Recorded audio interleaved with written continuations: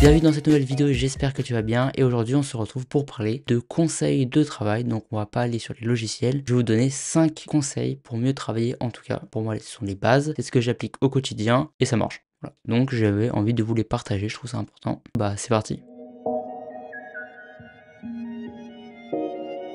Le premier conseil de travail, ça va être l'organisation de tes dossiers. Quand tu commences un projet, bien sûr, tu crées un dossier du nom du client et tu vas y mettre tous tes dossiers avec les images, des références, le dossier client, en tout cas tout ce qui va constituer ton travail. Donc juste ici, par exemple, on a le flyer. Dans le flyer, on va retrouver les images ou les links. Ce sont les liens. Si tu travailles sur InDesign, là, c'est important. Tu vas retrouver toutes tes images qui iront dans le dossier InDesign. Tu vas les retrouver et c'est là où tu vas les mettre, toutes tes images. Ensuite, tu as le dossier client. Ça, c'est le dossier, par exemple, où à l'intérieur, tu auras le dossier de présentation que tu vas envoyer au client, la facture si tu en fais une, le devis et le brief du client. Donc, c'est tout ce qui concernera l'échange que tu auras fait, que ce soit par mail ou en face à face. Tu as aussi les références. Les références, c'est toutes tes images qui vont permettre de te trouver de l'inspiration, des idées pour créer ta mise en page ou en tout cas ton projet pour le client. Tout est classé dedans. Tu as les logos, si par exemple tu fais un logo, tu vas le mettre dedans, des différentes versions aussi. Et tu as les mock-ups, si par exemple tu veux mettre en situation, en tout cas si tu veux mieux le vendre au client, tu auras tes mock-ups. Comme tu peux voir là, j'ai mis des petites couleurs, que c'est sur Mac. Ça me permet à ce que lorsque j'ouvre le dossier, je sais exactement, en tout cas ça me permet de mieux retrouver le dossier, où est-ce qu'il est. Par exemple, si je veux chercher le dossier client, je sais que c'est le violet, donc j'ai juste à chercher la couleur violette. Ouais, c'est comme tu veux.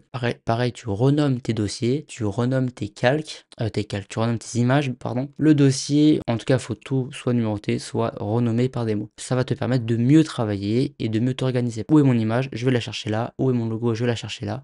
Et ça va beaucoup plus vite. Pareil, lorsque je fais des vidéos, j'ai un dossier audio où j'aurai mes sons, mes musiques, mes effets. Un dossier image où j'aurai toutes les images que je vais devoir importer dans la vidéo. Mon dossier vidéo où il y aura toutes mes vidéos. Et le dossier miniature où j'aurai ma miniature. Donc tout est rangé, je sais où les éléments je dois aller les chercher, où est-ce que je dois les supprimer. En tout cas, tout est rangé. Donc l'organisation de tes dossiers, c'est très important. Ça va te permettre de gagner en productivité, d'être mieux organisé et de faire beaucoup moins d'erreurs. On passe au prochain conseil.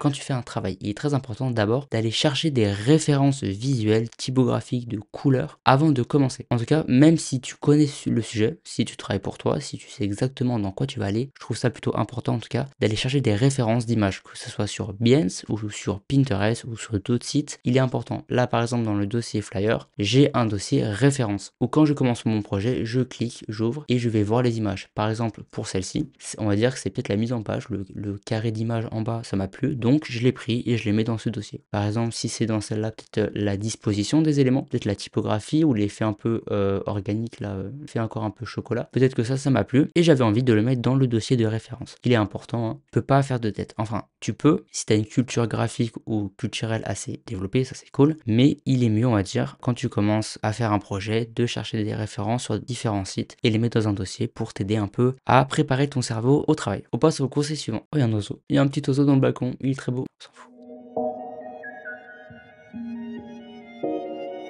Lorsque tu fais un travail, toutes les 2 heures ou toutes les heures, ça dépend, tu dois faire une pause, que ce soit de 5 minutes, de 10 minutes ou de 30 minutes, là ça devient un petit peu beaucoup, mais il faut que tu fasses des pauses, sinon ton cerveau, en tout cas ta créativité, va soit trop s'embrouiller, soit ne verra pas les erreurs. En fait, ça va te permettre à ce que lorsque tu vas revenir sur ton travail, tu vas te dire, ah oui ça, tiens, j'aime pas du tout, je l'ai pas vu, donc on corrige. Quand tu fais ta pause, n'hésite pas à soit lire un livre, ça pourra aider ton cerveau à penser à autre chose, soit tu regardes un film, ça pourra reposer, on va dire, ton cerveau. En tout cas, fais des petites activités qui ont presque rien à voir avec ton projet et après tu reviens dessus et tu vas voir que ça allait mieux. En tout cas, tu le fais assez régulièrement, on va dire, toutes les heures ou toutes les 2 heures. Tu peux aussi écouter de la musique. En tout cas, ça dépend. Chacun fait ce qu'il veut. Tu choisis ton petit moment de détente et c'est parfait.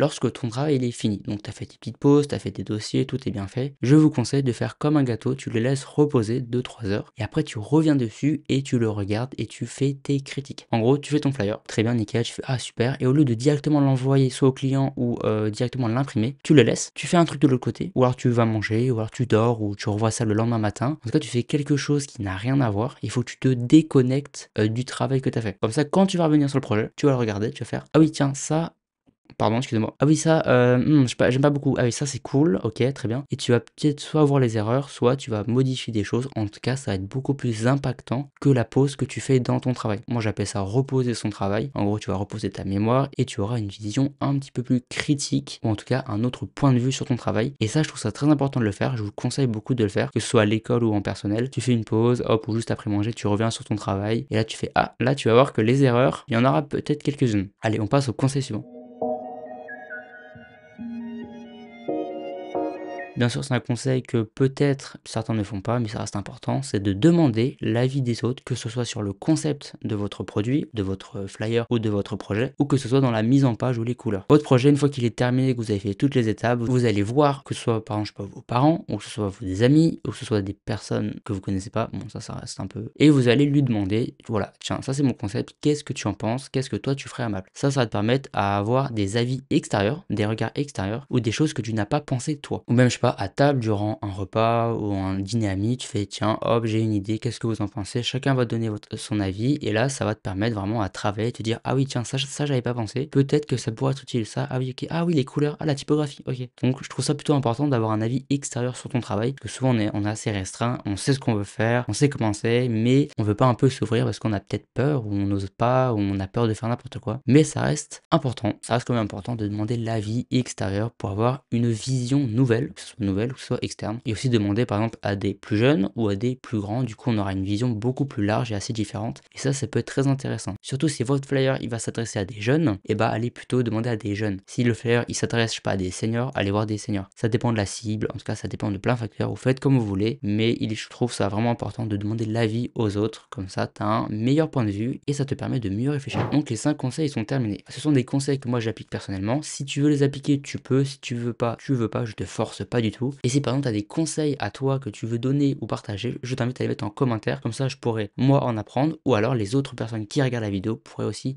les apprendre. Ça reste quand même cool. Par exemple, tu as des questions sur des conseils de travail ou autres sur le graphisme, je t'invite à les mettre en commentaire bien sûr. J'y répondrai avec plaisir et je suis là pour t'aider. En tout cas, j'espère que la vidéo t'a plu, j'espère que tu as pu comprendre. Et bien sûr, et comme d'habitude, on se retrouve dans une prochaine vidéo.